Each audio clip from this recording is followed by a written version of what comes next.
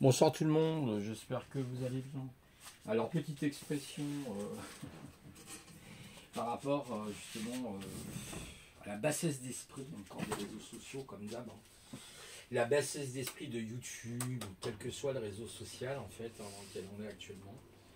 Alors là, ça bouge de tous les sens là, par rapport au deuxième tour. Et en fait, tous ces gens croient que parce qu'ils vont voter un tel ou un tel, ça va changer quelque chose. Au lieu de plutôt s'occuper de leur vie, d'essayer de faire quelque chose de leur existence, ils sont dans le blablatage qui va rien apporter du tout, ça n'y changera strictement rien. Attendez, je reviens, je vais simplement déposer une assiette, j'en ai pour que quelques secondes.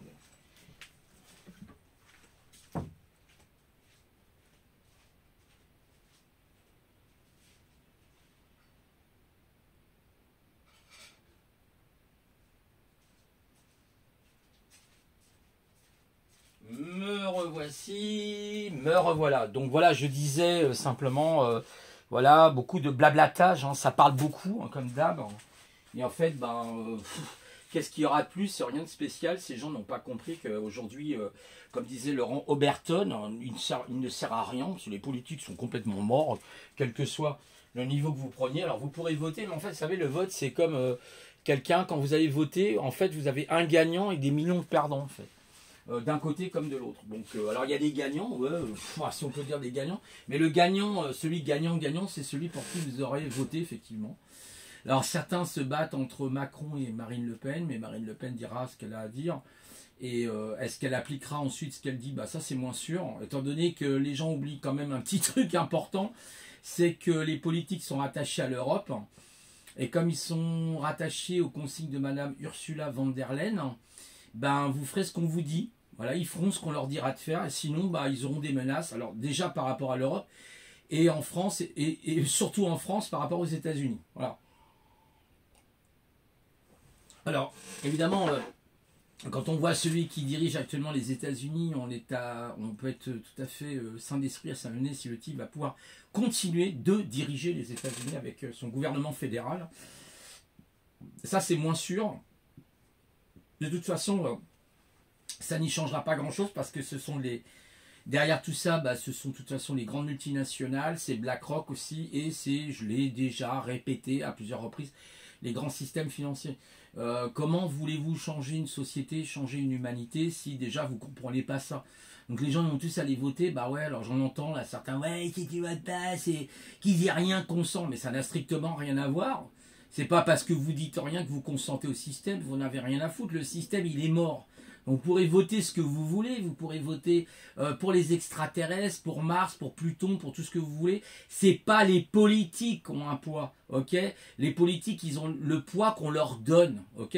Quand vous aviez un Jacques Attali qui vous disait ah, je verrai bien une présidente en 2022, ok, la messe est dite. Si vous ne comprenez pas qu'il y a des mains qui sont supérieures aux politiques et qui manipulent les politiques. Et qu'est-ce qui manipule les politiques? C'est les grandes multinationales. Vous le voyez d'ailleurs en Europe, il suffit de regarder les influences des grandes multinationales, les transnationales. BlackRock qui a une influence énorme. Quand vous regardez Macron par exemple, qui a eu l'occasion d'avoir, je crois qu'il s'appelle Larry Flynt, Larry Flynt qui est le grand patron de BlackRock International, et puis je ne sais plus comment il s'appelle, celui qui est en France, parce qu'il y a plusieurs dirigeants. Il y a la partie européenne, et puis la partie Asie, je crois, et Amérique. Mais le mec, il pèse 10 trilliards, ok? BlackRock, aujourd'hui, voilà, il pèse 10 trilliards, c'est-à-dire 10 000 milliards de dollars. Voilà, ok, en gros. Je ne sais pas si vous arrivez à imaginer le chiffre. Déjà, quand on vous parle d'1 milliard, c'est énorme. C'est 1 suivi de 9 zéros. Mais là, c'est 10 trilliards, ok? Voilà, bon. C'est-à-dire 10 000 milliards de dollars, ok? Oui, 10 000 milliards. Bon, d'accord. Hein, je répète, parce qu'il y a des gens qui ont du mal. Comme il y a, vous savez, il y a 40%, il paraîtrait, de la population qui serait atteint par des parasites au niveau du cerveau. D'ailleurs, on le voit, les poissons rouges ont une mémoire très courte. Ah oui, 5 ans de Macron, machin, ouais, complètement, ouais, bien sûr, il a foutu la merde, il a dit aussi des vérités. Il n'a pas dit que des conneries, il a fait des trucs aussi peut-être bien, pas voilà. Mais après, moi je suis pas un pro Macron ni un pro Le Pen. Je sais très bien que tout ça, de toute façon, les cartes sont jouées, c'est-à-dire que même si demain vous avez Madame Le Pen ou Monsieur Macron, peu importe, les cartes sont jouées, vous ne comprenez rien. vous ne comprenez rien à la symbolique même du vote. Quand vous mettez tout simplement votre vote dans une urne, il y a toute une symbolique invisible que vous ne comprenez pas. C'est mettre en fait la mort, tout simplement, parce que la démocratie, elle est morte depuis très longtemps. Pourquoi elle est morte? Bah, tout simplement parce qu'on l'a volée à Odin. Bon, je vais revenir, oui, sur un sujet... certes, vous allez me dire qu'il n'y a pas forcément des rapports. Eh bien si, il y a des rapports. Il faut comprendre le code de Notre-Dame avec Victor Hugo et puis Esmeralda et le bossu de Notre-Dame, Quasimodo je crois c'était, et qui représentait Odin. Il manquait un œil et puis Esmeralda représentait Notre-Dame. Voilà, la païenne. Voilà. À partir du moment où on a eu la religion établie par Monsieur Jules César, qui a été la religion... catholique romaine, c'était terminé, il n'y avait plus de démocratie, ok. Voilà, infiltration de l'ennemi, les maçonneries ont été infiltrées, ce qu'on a appelé la maçonnerie opérative, qui permettait par exemple justement à l'art gothique et aux grandes cathédrales gothiques aînées, bah, on les a toutes fermées, aujourd'hui vous avez une franc-maçonnerie spéculative. Voilà, tout est corrompu, tout est pourri, mais les gens continuent d'aller voter. Bah non, moi je suis désolé, vous allez voter, ça ne sert à rien. J'en ai rien à foutre de ce que peuvent penser les gens, c'est parce que vous raisonnez pas plus loin que le bout de votre nez, en fait, tout simplement. Il y a très longtemps, comme disait Laurent Berton, lisez le livre Game Over de Laurent Berton, vous allez comprendre pourquoi c'est Game Over. Voilà, vous avez vu d'ailleurs l'exemple, alors là, il y a eu un exemple type, c'est le type qui dit non, pas une voix pour Madame Le Pen, non, pas une voix pour Madame Le Pen, le gogol franc-maçon, hein, qui est une espèce de d'apparatchik un peu à l'Argentine, un petit peu à la cubaine avec Fidel Castro, vous voyez de qui je veux parler, la mélange là, la mélanchette, qui donne des consignes de vote. Puis vous avez des petites putes d'artistes là, excusez-moi, qui donnent des consignes de vote. C'est-à-dire la petite gauchiasse, hein, comme d'habitude, hein, ce pays d'ailleurs est gangréné par la gauche depuis 30, 40, 50 ans. On le sait, le trotskisme. Il y en a qui n'ont pas compris aussi ce qu'était le bolchevisme. Quand ils parlent d'ailleurs de la Russie, ils n'ont rien compris qu'en 1917, il y a eu Yo-Yoda, qui était le chef des bolcheviks, qui s'est mis en révolution et qui a tué beaucoup, beaucoup de Russes, qui étaient vraiment bien pire que le communisme, qu'on appelait le bolchevisme. Mais faites des petits cours d'histoire, pour certains, ça vous fera du bien. Et donc moi, je dis simplement, c'est une perte de temps.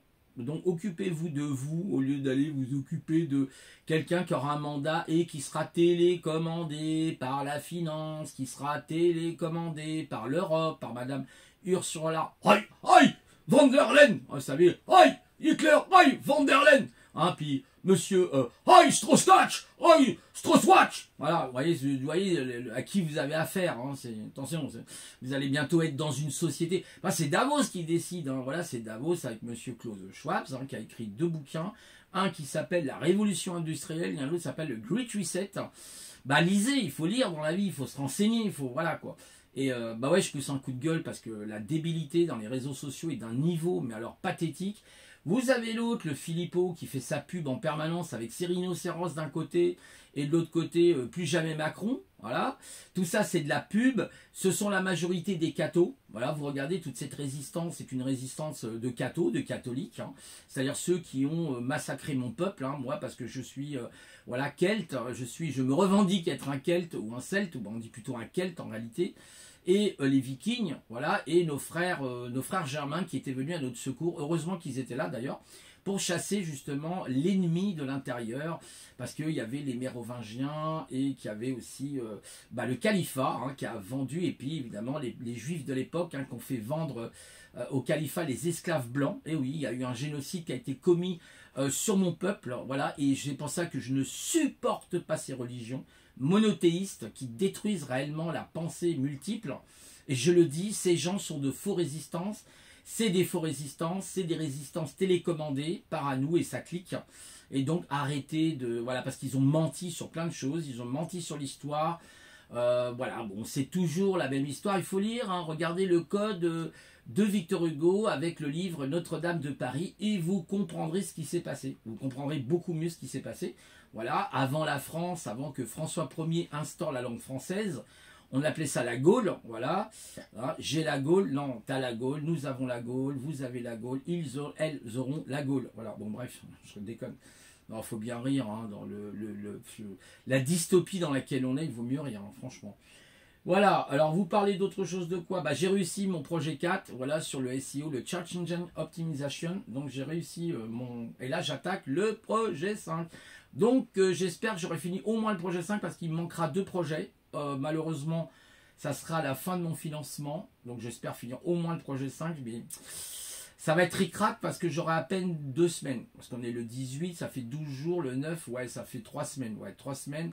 Ça va être très ric-rac hein, pour faire du JS. En plus, j'en vais JavaScript. Là, je suis obligé d'agir sur les DOM, le DOM du document, ce qu'on appelle le document objet modèle. Donc c'est un peu complexe parce que voilà, il faut modifier, il faut que j'aille chercher des éléments, il faut que je crée des variables, etc. Voilà, donc c'est assez pointu, mais c'est hyper intéressant. Voilà, moi j'aime bien. J'aime bien tout ce qui défie la logique. Voilà, vaut mieux faire quelque chose que bavarder. Alors c'est pour ça que je fais beaucoup moins de stéréophonie, beaucoup moins de vidéos, beaucoup moins de podcasts. Pourquoi? Parce que j'ai pas envie de me fatiguer.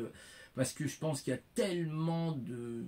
franchement, des gens qui sont complètement ahuris, qui sont en dystopie, qui sont à un niveau de raisonnement qui est tellement bas que franchement ça fait vraiment rigoler quoi. Bah, je sais pas, je trouve ça même pathétique. Hein. Ça me rappelle le film Idiocratie, on est en plein dedans.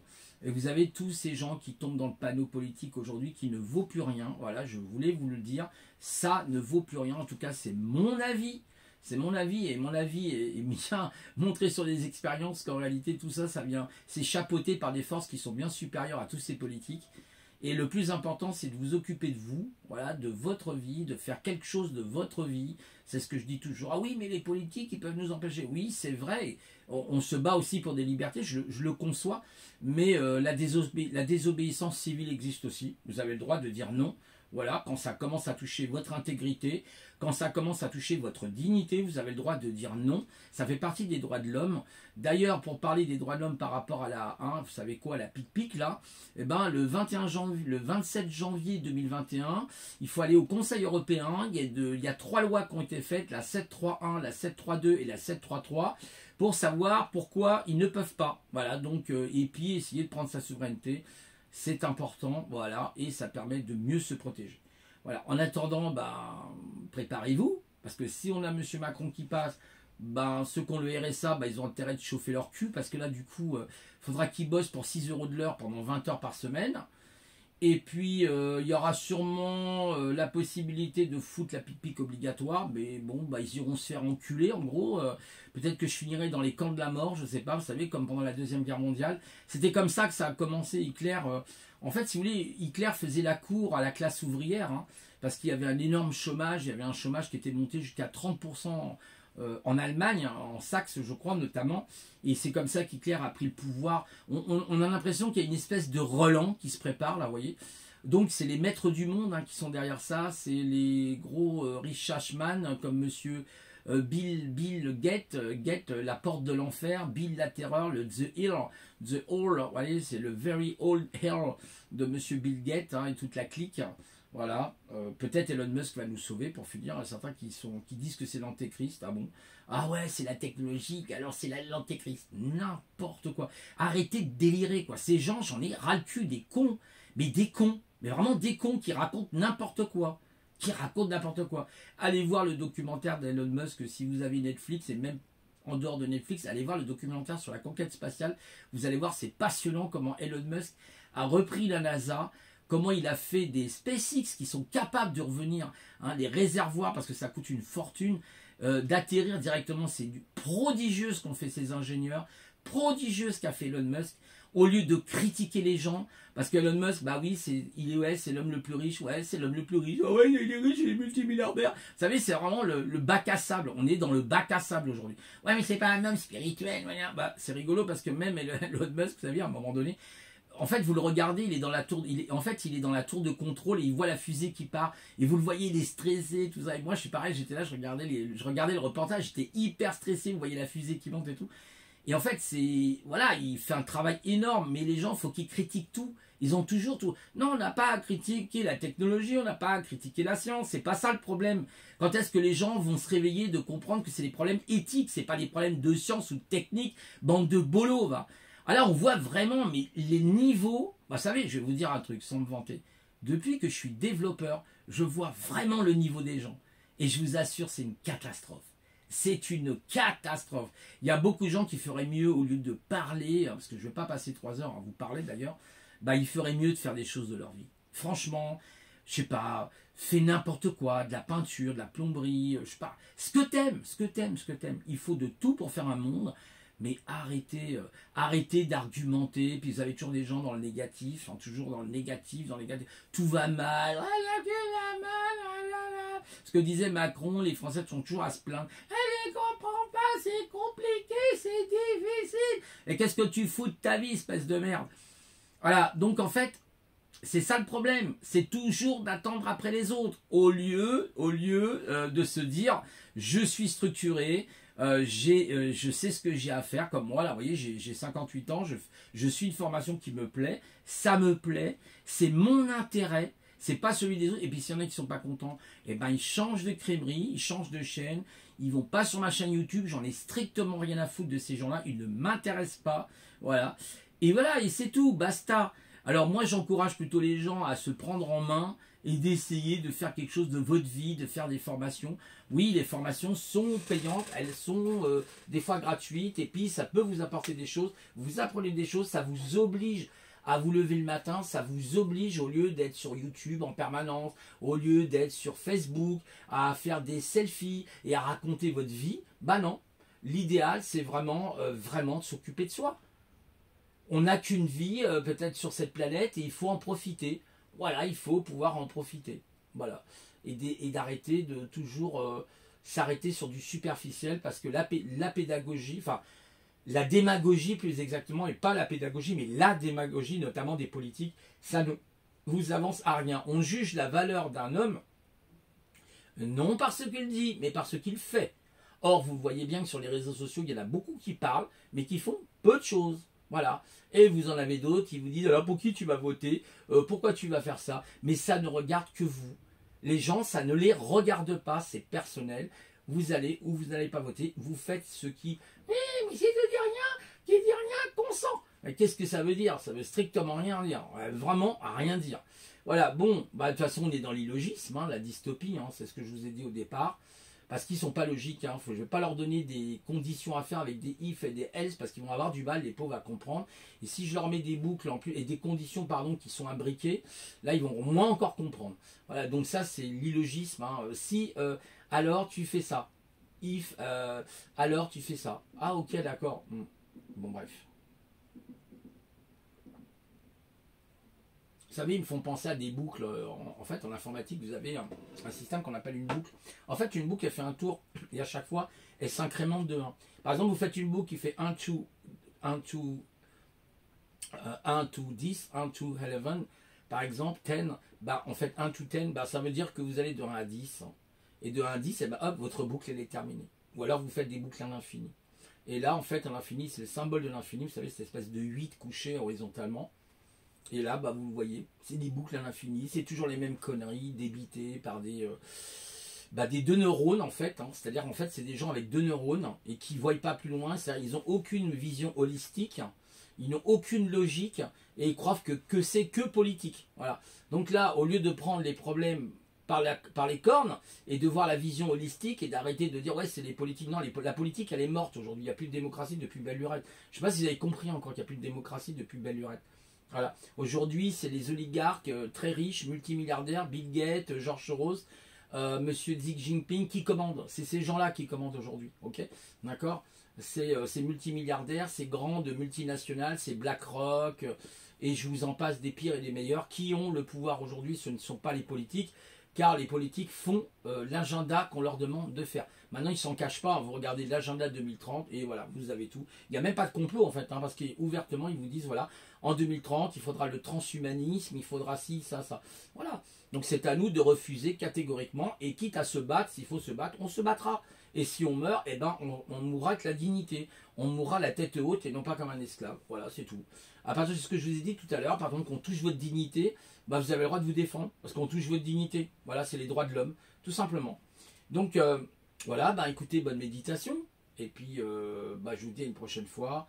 Prenez soin de vous, prenez pas la tête, occupez-vous de vous. Si vous avez des enfants, occupez-vous de vos enfants. Il y a Zelenko qui a dit par rapport à la pic-pic, attention, voilà, les enfants guérissent à 99,998%, vous savez de quoi je parle. Voilà. Ok, allez, bon entendeur, bonsoir à tous, au revoir.